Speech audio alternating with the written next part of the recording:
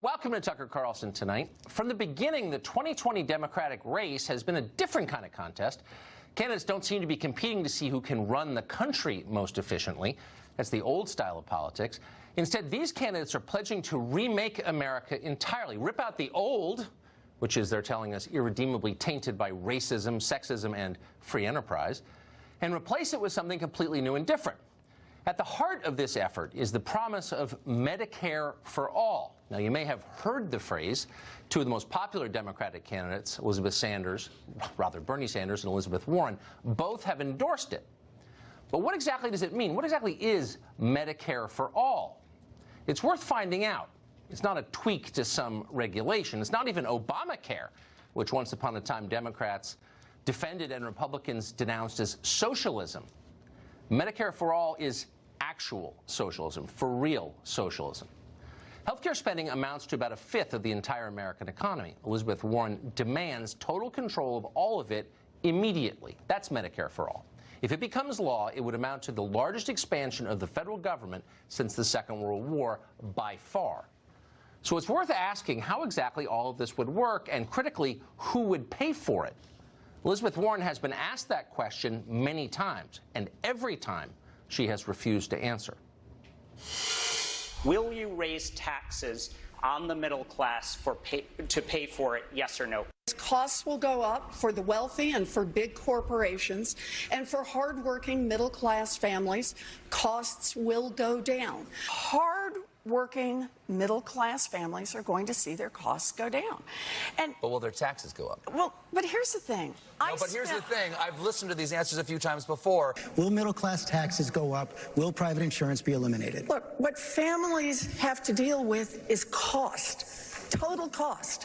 That's what they have to deal with. How much are your costs going to go down? No, different question. How much will your taxes go up? No, it's how much are your costs, because it's how much families end up spending. I know that argument, but will you pay more in taxes? Look, why don't you want to answer that question? Because Jake said tonight that's a Republican talking point. It's not a Republican talking point. It's a question. It's a question about where people are going to come out economically. Look, no, that's not my question. That's not my question.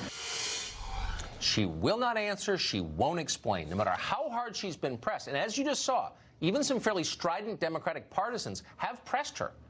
Warren refuses. She will not explain what it would cost or who would pay for it. Well, tonight we have a credible estimate.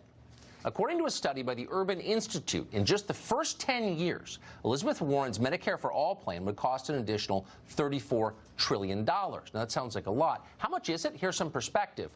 The Congressional Budget Office anticipates that the United States, the whole United States, will collect just $46 trillion in taxes over the same period.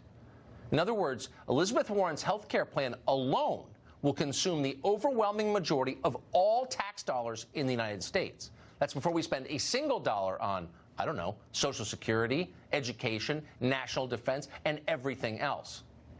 It's demented. Now, you should know that the Urban Institute has no motive to attack Elizabeth Warren. It's not a right-wing think tank. It's a left-wing think tank. They likely didn't even account for the cost of Warren's pledge to give free health care to every illegal alien who sneaks into the country. So who is going to pay for all of this? Well, think of it this way. $3.4 trillion a year. That's the estimated cost. Divide that by 320 million Americans, and you get more than $10,000 per person. Not per taxpayer, per person. That means every child, every retiree, every prison inmate, everybody. That would be the largest tax assessed in American history by far. Nothing even comes close. That would change everything. An awful lot of people would just leave the country and not come back. So how do you pay for Medicare for all? It's not a minor detail we can settle later. It's the single most important question about the program. Why do you think we don't have it already? Because we can't afford it. Elizabeth Warren pretends that's irrelevant. And to her, maybe it is irrelevant. At some point in the last couple of years, Warren stopped functioning as a conventional senator and became a kind of messianic figure. Details like what things cost or whether something is constitutional or even if the majority of Americans want it. None of that seems to interest Elizabeth Warren anymore. Warren has seen the future, and in that future, she has complete and unquestioned control of America. She's the most powerful person in the world. You can almost hear her repeating the phrase to herself. The most powerful person in the world. It's intoxicating. clearly.